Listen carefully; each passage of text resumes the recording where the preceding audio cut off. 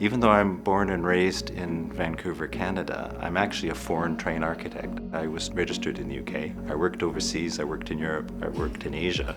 When I moved back to Canada, I had to become a full intern again and go through the whole intern program, which I felt wasn't the right way of doing things. So when I got involved with the AIBC, one of the programs that we put a lot of effort into was developing the Befa program. The Broadly Experienced Foreign Architects Program, or Befa as we call it, was started as an opportunity for foreign-trained architects to have their experience evaluated rather than going through the education and intern program and exams that typically Canadian architects have to. It's a competency-based program, so it allows foreign-trained architects to be assessed based on their skills rather than their credentials. We have 12 phases of competencies we go through with people, and I would say 90% of that is fairly transferable from other countries.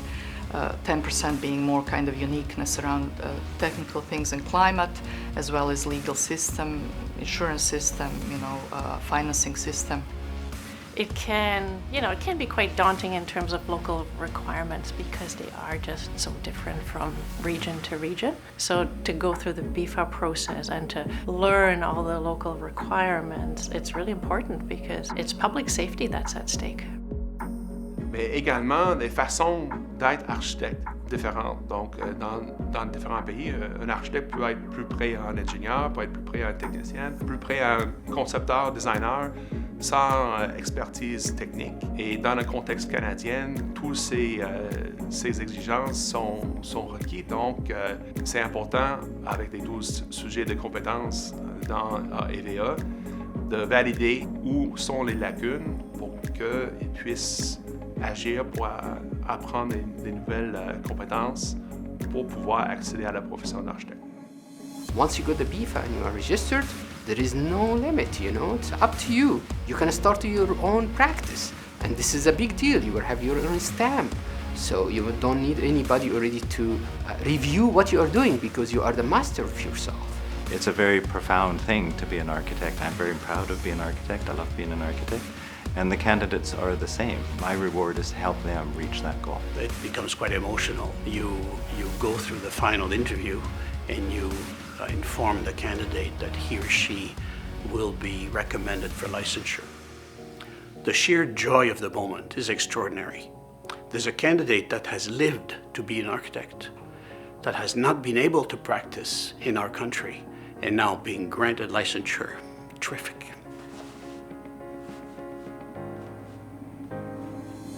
So for those of you who have practiced architecture, who have that vocation, that calling in your own jurisdiction, we welcome you to join us here in Canada. Think about yourself after 6 months to 1 year to be a registered architect. This is just like a great target for you. Nobody's questioning their experience in back country or their education. So it's a very pleasant process. It certainly has been pleasant for me being both a candidate as well as assessor.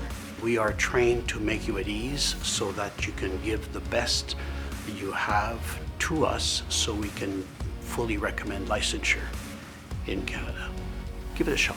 Put the documentation together and go through the interview. If you're confident about your skill sets and you can talk through all of the projects that you've been working on, then I think you're more than capable to go through that. Go for it. Get it done.